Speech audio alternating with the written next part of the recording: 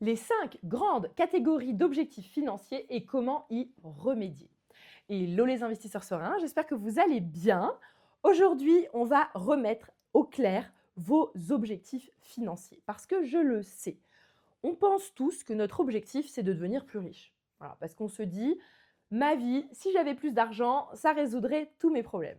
Sauf que, en raisonnant comme ça, en fait, on perd dans la clarté. D'accord? Vous manquez de clarté pour savoir exactement là où il faut attaquer et comment on attaque. Donc, dans cet épisode, aujourd'hui, je vais vous expliquer quelles sont les 5 grandes catégories d'objectifs financiers et forcément vos objectifs, ils sont dans l'une des 5 catégories et comment est-ce qu'on peut les atteindre en fonction des différentes catégories que je vais vous présenter. Alors, la première catégorie qui devrait être pour moi une priorité pour tout le monde, c'est la sécurité familiale. Qu'est-ce que j'entends par là? Ça, c'est la catégorie numéro 1. C'est lorsqu'on se dit, oh là là, si jamais mon conjoint décède, je me retrouve dans la TUT, okay, dans la MERDE. Si jamais mon conjoint décède, je suis vraiment mal barrée. Mes enfants, j'arriverai pas à subvenir seule à mes besoins. Ça, j'appelle ça la sécurité familiale. Pour moi, c'est quelque chose d'hyper important. Vous savez, nous, on est les investisseurs sereins. Et pour nous, la sérénité, elle passe par là. De savoir que si jamais il y a un drame qui arrive dans votre vie, votre famille est en sécurité. Alors, je vais expliquer après ensuite comment est-ce qu'on va atteindre chacun de ces objectifs, mais ça, c'était le premier objectif, ok? Avoir la sécurité familiale. Deuxièmement, le deuxième objectif que l'on devrait, en tout cas tous, vouloir atteindre, c'est la retraite. C'est-à-dire se dire, ok, moi je sais que quand j'aurai 60 ans, ma retraite, elle est en place. Alors évidemment, si vous attendez que l'État vous verse une super retraite d'ici 10 ans, vous vous mettez évidemment le doigt dans l'œil, ce n'est que mon avis. Moi, je préfère quand même, par précaution, me constituer également ma retraite par mes propres investissements et je vais vous expliquer comment. Donc, pour moi, ce deuxième objectif, c'est la retraite. Troisième objectif, c'est un peu plus ambitieux, c'est d'avoir des compléments de revenus tout de suite.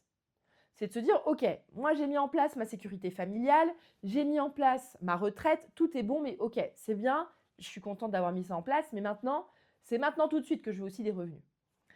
Ça, c'est très bien. Moi, je trouve que, évidemment, c'est un bel objectif à se fixer, mais je trouve que trop de personnes sont focus sur les compléments de revenus, alors qu'en réalité, il faut déjà avoir rempli aussi les 2 premiers objectifs, la retraite et la sécurité familiale. Okay, parce que je sais qu'en fait, de nos jours, on pense tout le temps à c'est parti, moi, ce que je fais, c'est je veux des revenus maintenant, tout de suite, devenir libre financièrement, là, maintenant, du jour au lendemain, avec des stratégies là, comme ça, bam, bam, bam.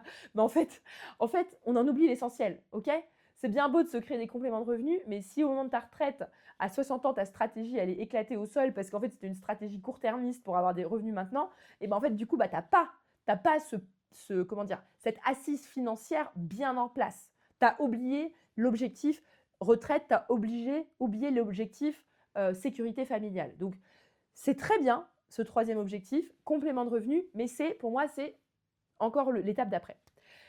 Quatrième objectif, encore plus ambitieux et encore différent, c'est l'objectif de carrément pouvoir arrêter de travailler, de devenir rentier, de pouvoir se dire, moi, de toute façon, il y en a qui appellent ça la fuck you money. C'est en gros, moi, t'inquiète, je m'en fiche, je peux arrêter de bosser. De toute façon, j'ai tellement de compléments de revenus par ailleurs, d'autres activités que j'ai lancées qui fait que je ne suis plus dépendante d'un patron. Et dans ce cas, bah voilà, ça c'est vraiment pas mal comme objectif. C'est l'objectif d'être libre financièrement, le vraiment arrêter de travailler. Et ensuite, cinquième et dernier objectif, c'est l'objectif de devenir très riche.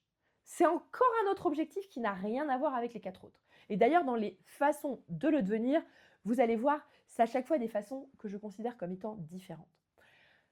Devenir très riche, c'est-à-dire comme sur les réseaux sociaux, vivre à Dubaï, voyager en, je sais pas quoi, en Lamborghini, en première classe, avoir son jet privé, machin et tout, c'est encore une autre catégorie et c'est d'autres moyens à mettre en place pour atteindre ces objectifs. Donc ça, c'est vraiment ce que je voulais vous partager. D'abord, c'est ces 5 grandes étapes. Posez-vous la question sur ces 5 objectifs. Donc je me répète, sécurité familiale, retraite, complément de revenus, arrêter de travailler et devenir très riche, lequel est votre objectif? Évidemment, il y en a qui sonnent très ambitieux, mais d'autres, il ne faut pas les négliger. Sécurité familiale, retraite, c'est déjà des objectifs que beaucoup oublient. Et d'ailleurs, j'ai envie de le dire, parfois vous voyez des gens sur les réseaux sociaux qui crament leur argent en jet privé, mais qui n'ont même pas prévu leur retraite. En fait, ils se disent: «Ah, c'est bon, en ce moment, je gagne beaucoup d'argent, du coup, je peux cramer». Mais ils se sont même pas dit: «OK, mais à 60 ans, en fait, je vais peut-être arrêter mon business. Je serai plus là sur les réseaux sociaux et j'aurai envie juste de vivre pépère, tranquillement, avec ma retraite, avec faire mes petites parties de belote avec ma famille», tu vois? Donc, en fait, ne négligez pas les paliers de base. Et donc, je vais vous expliquer maintenant comment est-ce qu'on met en place tout ça. Alors, la première chose que je vous conseille, c'est d'attaquer par rapport aux 2 premiers paliers. Les 2 premiers paliers, c'est-à-dire premièrement la sécurité familiale, pour moi, il y a quelque chose qu'on peut mettre en place dès maintenant, qui fait que dans 3 à 4, 5 mois, l'affaire, elle est réglée. OK? Moi, personnellement, quand j'étais jeune, quand j'avais 15 ans, ma mère, elle est décédée. OK? C'est ma mère qui gagnait plus d'argent que mon père et ça avait mis mon père dans une situation de stress que moi-même en tant qu'enfant j'avais ressenti. J'avais un petit frère qui avait 11 ans à l'époque et quand tu te retrouves en famille monoparentale suite à un décès, c'est quelque chose dont je suis assez sensible, et ben si tu n'as pas prévu quelque chose, et ben en fait, ça peut vraiment mettre ta famille dans une situation précaire. Ce qui a failli être mon cas. En tout cas, ça a été compliqué. Donc, c'est pour ça que moi, ça me tient vraiment très à cœur de juste se poser. Dites-vous qu'est-ce qui se passe si il y en a un des deux qui décède, un des deux parents, ou même vous-même, et qu'il vous reste vos enfants, qu'est-ce qui se passe? Qu'est-ce qui se passe? Moi, la meilleure technique, c'est l'assurance décès. L'assurance décès, c'est le fait que tu payes un assureur qui va te donner un capital. Et en réalité, il y a deux grands types d'assurance décès. Il y a l'assurance décès que tu vas souscrire directement auprès d'un conseiller en gestion de patrimoine, auprès d'un banquier. Tu dis, écoutez, je veux une assurance, je paye tous les mois et comme ça, si jamais il m'arrive quelque chose, vous versez X d'euros à ma conjointe, mon conjoint, mes enfants pour qu'ils soient bien et ils manquent de rien, qu'ils puissent faire leurs études. Donc ça, c'est la première solution. C'est un peu cher, mais honnêtement, je trouve que c'est pas mal si vous avez rien du tout. Mais la deuxième solution que moi je préconise, et c'est celle que nous on a utilisée, c'est l'assurance décès emprunteur. C'est-à-dire que vous investissez en immobilier et en plus de ça, vous prenez votre assurance décès sur l'emprunt à 100%. Nous, on a toujours pris assurance décès à 100% sur les deux têtes lorsque l'on empruntait en immobilier. Ce qui fait que, pour notre part, on est absolument serein désormais parce qu'avec notre immobilier, moi, je sais que si moi je décède ou mon conjoint décède, le survivant, honnêtement, il est dans une situation plus que confortable. Et par rapport à mon passé, pour moi, c'est très important. Donc, soit vous n'avez pas envie de faire d'immobilier, et dans ce cas-là, je vous recommande de faire peut-être juste souscrire à une assurance décès tout court. Soit vous vous dites, OK, pourquoi pas d'immobilier? Et dans ce cas-là, pensez à l'assurance décès emprunteur sur les deux têtes. Et en fait, ça va très vite. Il suffit que vous achetiez une résidence principale et un investissement locatif, par exemple. Un investissement locatif avec 700, 1000 euros, 2000 euros par mois, peu importe, plus une résidence principale. En fait, ça veut dire qu'au moment où, si jamais vous décédez, votre famille a automatiquement remboursé les 2 crédits qui sont sur ces biens. Et en fait, je trouve que c'est plutôt, voilà, je trouve que c'est hyper important de le faire. Ensuite, donc maintenant par rapport à la deuxième étape, qui est la retraite. Pour moi, la solution pour sécuriser sa retraite, honnêtement, et je vous le dis de façon vraiment honnête, la bourse, vous en avez pour 1000 ans. Vous en avez pour 1000 ans. Moi, je me suis amusée à faire des calculs. Moi, j'ai un couple dans notre club qu'on accompagne qui avait fait ses calculs, qui a prévu sa retraite avec 10 000 euros par mois, qui doit mettre de côté en bourse pendant 30 ans. Enfin bref, elle a fait des calculs de savants avec intérêts composés, etc. Ça met beaucoup de temps. Moi, je leur ai dit, les gars, vous avez des gros moyens, vous achetez un immeuble avec 5 000 euros de loyer, votre affaire, là, au pire, c'est de l'autofinancement, c'est juste les locataires qui remboursent. Au pire, vous mettez 300 euros par mois dans votre poche. Ok, évidemment, ce n'est pas mon dada parce que nous, on est sur l'investissement rentable, mais au pire du pire, tu prends un investissement pas très rentable, un gros immeuble avec 5 000 euros de loyer, tu as 500 euros d'effort d'épargne. Honnêtement, ça fait que quand ton crédit il est remboursé, tu as 5 000 euros de loyer qui rentrent 20 ans plus tard. Moi, je trouve que c'est une affaire qui roule. Donc, je trouve ça plutôt pas mal. Donc ça, c'est la partie immobilier. immobilier classique pour préparer sa retraite. Si vous avez 30 ans, 40 ans, 50 ans, même 20 ans, franchement, il n'y a pas besoin d'être le mec le plus rentable en location courte durée, à faire de l'atypique, à faire je sais pas quoi moi, de l'achat-revente, nanana. Juste, tu te sécurises ta retraite. T'achètes ta maison, parce que la plupart des gens veulent acheter leur maison. Moi, je suis pas là-dedans parce que j'aime bien être libre et pouvoir bouger. Mais t'achètes ta résidence principale et un investissement locatif. Ta résidence principale, c'est ta petite sécurité, t'habites là où t'es content. Les gens en général, ils aiment bien. T'achètes un investissement locatif qui te rapporte peut-être 2 000, 3 000, 4 000, 5 000 euros, peu importe la taille que vous voulez faire, et vous dites, ok, bah, c'est ma retraite. Là, je m'achète ma retraite. Voilà, avec cet immeuble, ce bien, je m'achète ma retraite, ça me fait mon complément de revenu. Et ça, honnêtement, c'est à la portée de tout le monde, les amis. Acheter une résidence principale plus un investissement locatif, je ne demande pas la lune, hein. Mais si tu t'y mets à 30 ans, 20 ans, 30 ans, 40 ans, c'est pas non plus le truc de dingue et tu te sécurises ta retraite et ton objectif financier de retraite est atteint. Ok?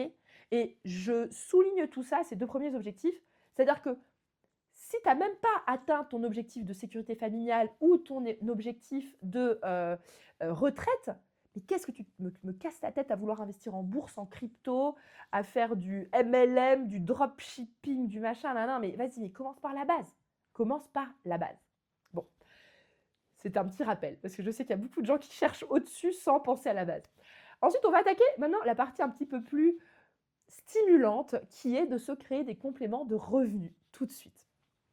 Alors, si tu veux te créer des compléments de revenus tout de suite, il y a plusieurs solutions. Okay, évidemment, si tu es salarié, tu peux réussir à développer tes compétences pour négocier des augmentations de salaire.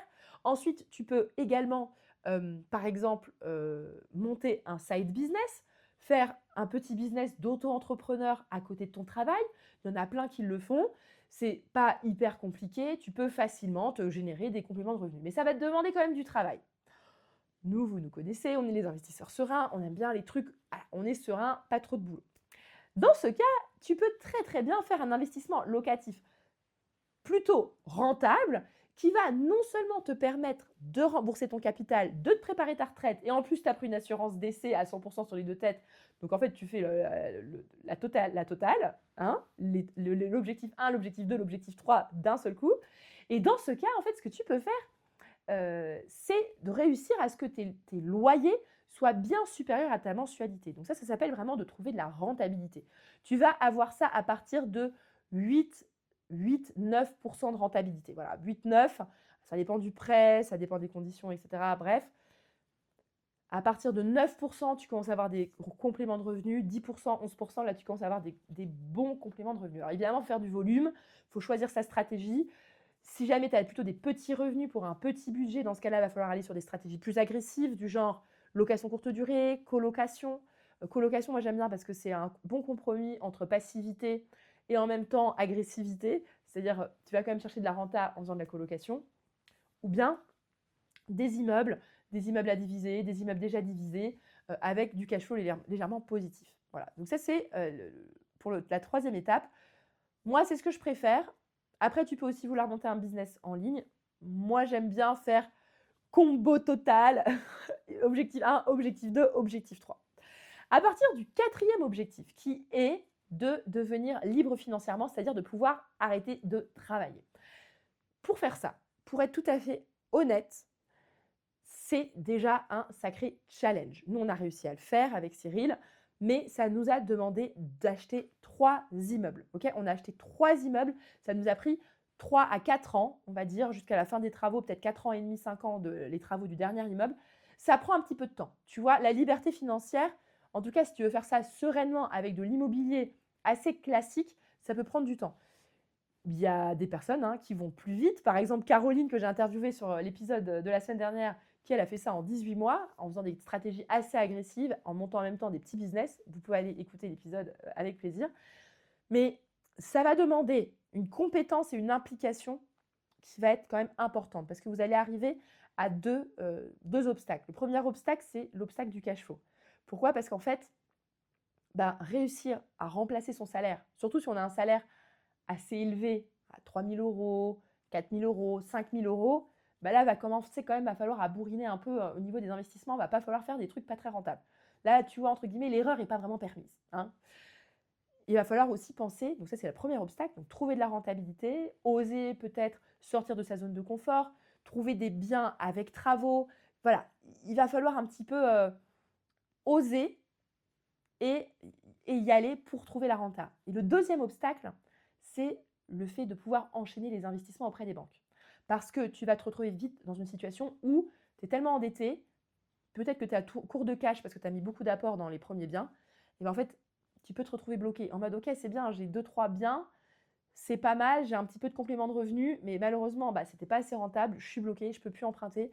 Donc j'ai peut-être 500, 700 euros par mois de revenus complémentaires avec mon immobilier et je peux pas m'arrêter de bosser et là je suis bloqué. Donc le challenge quand tu veux atteindre ce fameux niveau 4, le quatrième objectif de pouvoir arrêter de bosser, c'est qu'il va falloir faire très bien tes investissements, très rentable et réussir à enchaîner les opérations. Petite astuce, le nerf de la guerre, c'est de garder votre cash pour pouvoir enchaîner les investissements. Parce qu'en fait, au début, quand vous êtes primo-investisseur, vous avez encore assez peu de dettes. Le premier emprunt, le deuxième emprunt, en général, ce sont les plus faciles, d'accord? C'est quand tu vas chercher ton troisième, ton quatrième, cinquième, que ça va commencer à se corser. Et si tu n'as pas d'apport, et ben en fait, là, les banques, elles vont te dire ciao, bye bye. Alors que quand tu démarres, il y a encore plutôt des exemples où on a très peu d'apport, tu vois, aux alentours de 5-7%. Dans le club, on a des exceptions avec encore moins d'apport sur le projet total. Mais c'est pas facile. C'est pas facile à obtenir et c'est ça qui va être le nerf de la guerre. Donc pour moi, si tu veux t'arrêter de bosser, ça peut être ça. Et la deuxième option, c'est que tu peux aussi passer professionnel de l'immobilier, par exemple marchand de biens. Ok, tu peux te dire, bah voilà, j'ai fait 3 immeubles rentables, certes, j'ai que 1500 euros de complément de revenu, je peux pas arrêter de bosser, mais j'ai acquéri pas mal d'expérience en immobilier. Vas-y, je me lance en marchand de biens, maintenant c'est mon nouveau métier. Voilà, donc je m'arrête sur les investissements, je me passe entre guillemets au niveau immobilier, métier de l'immobilier. Donc voilà, pour moi, il y a des choses, mais c'est largement possible d'arrêter de bosser en n'ayant que de l'immobilier. Et pourquoi je ne parle pas de business dans cette étape-là? C'est parce que je considère que le business, c'est du travail. Okay, là, ce que je suis en train de faire, la vidéo, là, c'est du travail. Donc, j'ai pas envie de dire aux gens, deviens libre financièrement en montant un business, parce qu'en fait, non, tu es juste en train de changer ton employeur et tu deviens toi-même ton propre employeur. Mais au final, le travail, il est le même, voire tu as plus de boulot. Donc, pour moi, le quatrième objectif, le top du top, c'est quand même de le faire en immobilier pur. Et accessoirement, un marchand de biens, c'est quand même un boulot. C'est un boulot quand même qui est plus cool que de monter un business en ligne ou des choses comme ça, ou monter, je sais pas, sa boutique, son entreprise de je ne sais quoi, ce que vous avez envie de créer. Marchand de biens, ça peut être un bon compromis si vous commencez à avoir de l'expérience en immobilier. Et enfin, le dernier objectif qui est de devenir très riche, mais vraiment très riche. Quand je dis très riche, c'est pas d'avoir 3 millions de patrimoine. Quand je dis très riche, c'est d'atteindre les 10 millions, les 20 millions, 50 millions, 100 millions. Voilà, tu veux atteindre vraiment des patrimoines astronomiques. Là, je vais être honnête avec vous, en pur immobilier, c'est compliqué. En pur immobilier passif plan-plan, c'est vraiment trop compliqué. Tu n'atteindras pas des sommets. D'accord? Moi, j'avais fait mon petit calcul. Je m'étais dit avec Cyril, c'est mon conjoint, on s'était dit, honnêtement, si on fait que de l'immobilier, qu'on continue tranquille, ok, on va atteindre les 10 millions, parce qu'on a commencé quand même assez jeune, j'avais 27 ans, moi j'ai 38 ans maintenant, attends, j'avais peut-être 28 ans quand j'ai commencé, bref, je ne sais plus exactement, mais je me trouvais jeune à l'époque, et en fait, j'avais fait mon petit calcul, bon, on rachète encore 1, 2, 3 immeubles, tranquillou pilou, avec la valorisation des loyers, etc. Bon, les 10 millions, ils sont atteignables. On met de l'argent de côté, voilà. Ils sont atteignables.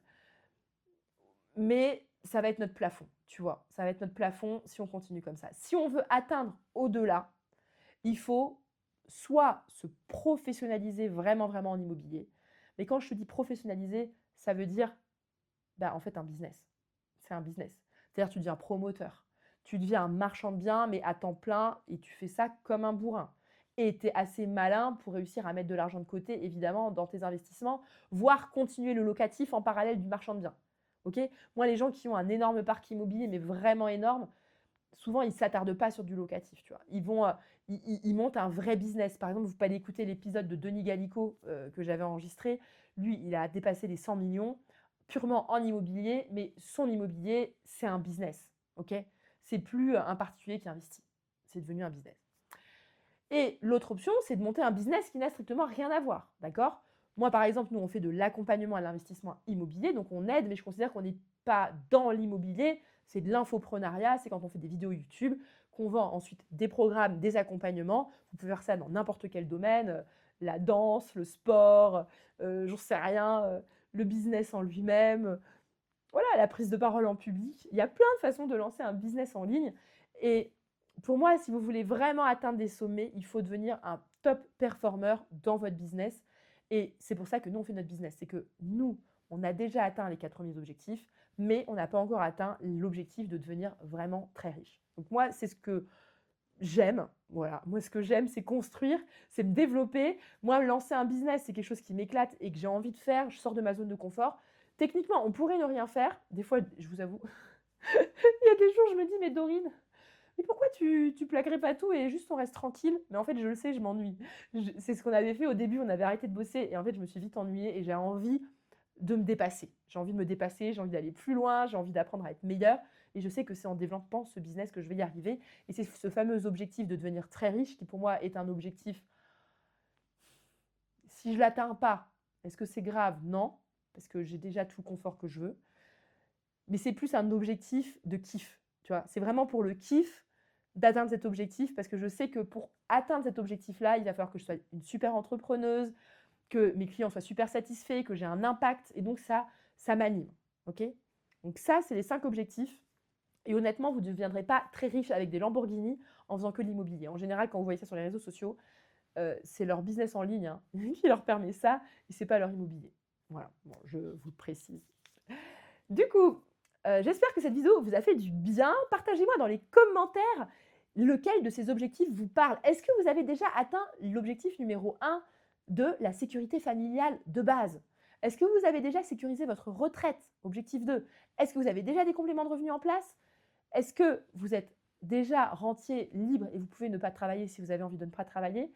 Ou est-ce que vous avez un objectif hyper ambitieux de devenir très riche? Mais moi, je vous recommande que si vous avez cette ambition de devenir très riche, sécurisez déjà les paliers d'avant. Ok? Sécurisez les paliers d'avant. Je trouve ça quand même vraiment bien. Le nombre d'entrepreneurs que je vois qui n'ont aucune sécurité parce qu'ils visent direct le niveau 5, mais ils n'ont rien fait pour niveau 1, niveau 2, niveau 3, bref, niveau 4.